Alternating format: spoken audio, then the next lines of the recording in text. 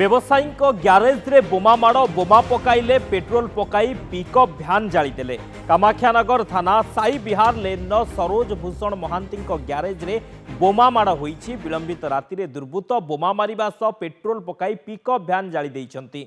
या छड़ा दामी फॉर्च्यूनर उपरे मध्य बोमा माड़ करिसन्ति। कामाख्यानगर अग्निशम बाहिनी घटनास्थल रे पहुंची नियां को आयत्त करिथिबा बेले बोमा माड़र कारण अस्पष्ट रहिछि। किए ओ काहींकी बोमा माड़ करिछि से नै पुलिस तदंत करुछि।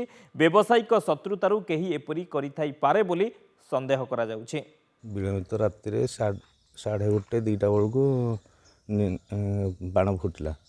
3टा साउंड ये सुविला। बाहर को आसी देखला बेलू जो महादिया घर गोदाम रे गाड़ी रे निया लगुची। दमकल वाला फोन करिकी से डकैकी देखले लिभेले। 1:40-45 हे हम तो शोलु शोया अवस्था देखलु साउंड हबारू बाहर को आसिलु। बाहर को आसी देखिलु जे आम ग्यारेज घर पिकअप गाड़ीटा जलुची जलुची जेहेतु संगे संगे फायर ऑफिस की जणवारू फायर ऑफिस आसिक निया लेवल व्यवस्था कले करके पुलिस आसिक भी इनक्वारी करके गले। अनुमान से 80-90 हजार टंका कि हाँ 80-90 हजार टंकार जिनस सब थिला दुकान सामान सब थिला।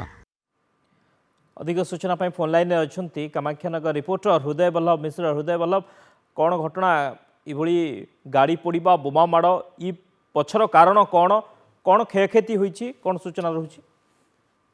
हाँ देखु शक्ति किछि दिन व्यवधान पर पुणी गतकाली प्राय विलंबित राति कामाख्यानगर सहर में जड़े व्यवसायी ग्यारेज घर उपर बोमामाड़ होईछि। कामाख्यानगर सहर साई बिहार लेन में रहुतबा सरोज भूषण महांती नामक जड़े व्यवसायी जे कि गोदाम घर उपर गतकाली प्राय 1:30 ରୁ 2टा समय विलंबित राति में बोमामाड़ होईछि। बोमामाड़ होगा फल एक पिकअप भ्यान से ग्यारेज घर रही पिकअप भ्यान टी संपूर्ण भाव जली पोड़ी पाउंस हो जाए। पिकअप भ्यान में किसी व्यावसायिक सामग्री थिला जार आनुमानिक मूल्य प्राय 80,000 टंका पाखापाखि हम बोली जहाँ से कहते संपूर्ण भाव जली पोड़ी पाउंस हो जाए।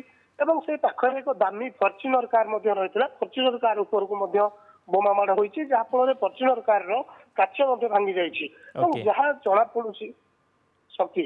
ओके, बहुत बहुत धन्यवाद हृदय बल्लभ। समस्त सूचना पाई कामाख्यानगर रिपोर्टर थे हृदय बल्लभ मिश्र।